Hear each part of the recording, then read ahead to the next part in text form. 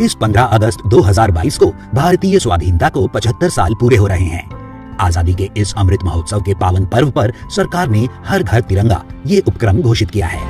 इस उपक्रम के अंतर्गत 13 अगस्त से 15 अगस्त तक देश के हर घर पर अपनी अस्मिता का प्रतीक हमारा तिरंगा हर घर लहराना है, पर इसे लहराते समय तिरंगे का कहीं अवमान न हो, ये बात जरूर ध्यान। विश्व आदिवासी दिवस पर सिल्ली स्टेडियम परिसर में विचार गोष्ठी सह सम्मान समारोह का आयोजन किया गया। मुख्य अतिथि आजसू पार्टी प्रमुख सुदेश कुमार महतो, केंद्रीय संगठन सचिव जयपाल सिंह, जीप्स उपाध्यक्ष बीना देवी, प्रखंड प्रमुख जितेंद्र बड़ाई, केंद्रीय सचिव संजय सिद्धार्थ, सुशील महतो, प्रखंड अध्यक्ष अनिल माझी एवं उपस्थित लोगों ने बिरसा मुंडा के चित्र पर पुष्पांजलि देकर कार्यक्रम का शुभारंभ किया। कार्यक्रम में जनप्रतिनिधि, खिलाड़ी एवं समाज के लिए उत्कृष्ट कार्य करने वालों को सम्मानित किया गया।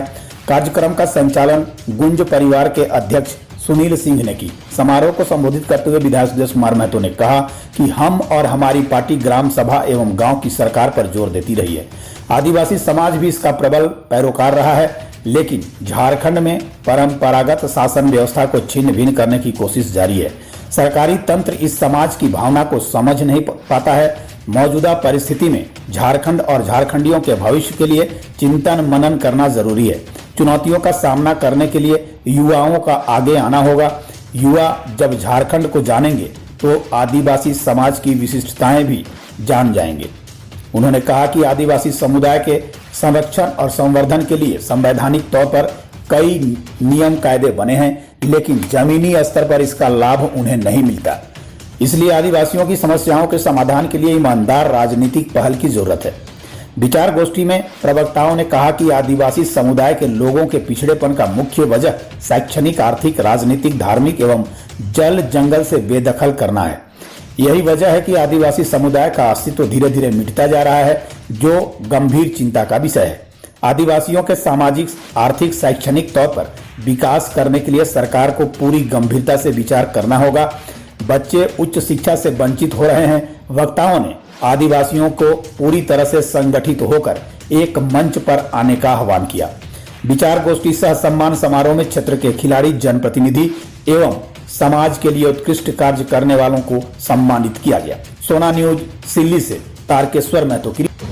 आज विश्व आदिवासी दिवस है। हम हमारे क्षेत्र में सिल्ली, सोनातुर है और आसपास के क्षेत्रों में बेहतर समाज सेवा का काम करने वाले, संस्था का बेहतर नेतृत्व करने वाले ऐसे आदिम जनजाति के हमारे महिला पुरुष जिनका योगदान रहा है, उल्लेखनीय योगदान रहा है, उनको आज हम लोगों ने संयुक्त रूप से सम्मानित किया है।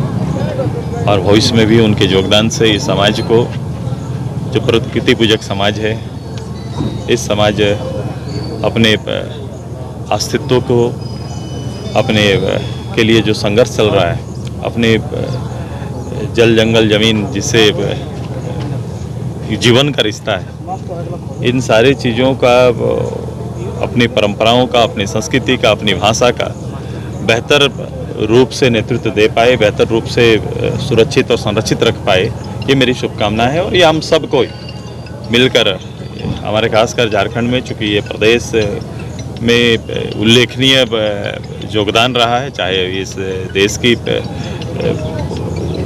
लड़ाई में हो, देश के आज़ादी की लड़ाई हो, या फिर यहाँ का जंगल बचाओ अभियान हो, यहाँ का ज़मीन को लेकर जितनी भी लड़ाइयाँ लड़ी गई, सब में एक अभूतपूर्व योगदान रहा है।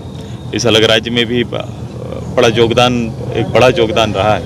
ये तब को पूरा हमारा कोशिश है कि इस हमारे वजूद, हमारे इस धरती में रहने और प्रकृति को संतुलन रखने का नेतृत्व इस मानव समाज का है। हम लोग सब मिलकर इस समाज का संरक्षण, हमारे पूरे समाज को आगे लेकर जाना और प्राकृतिक संपदाओं को सुरक्षित रखते हुए विश्व की खुशहाली का प्रयास करना है।